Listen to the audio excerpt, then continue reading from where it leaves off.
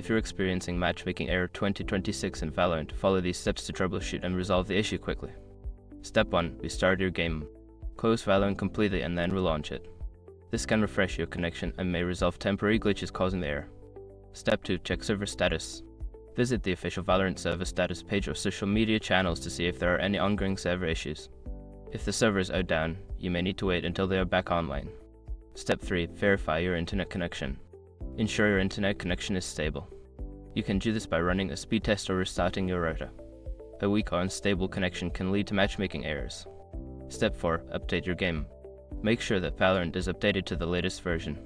Check for any available updates in the Riot client and install them to ensure you have the latest fixes and features. Step 5. Reinstall the game. If the error persists, consider uninstalling and then reinstalling Valorant. This can help resolve any corrupted files that might be causing the matchmaking issue. By following these steps, you should be able to resolve the matchmaking error and get back to playing Valorant. If problems continue, consider reaching out to Riot Games support for further assistance.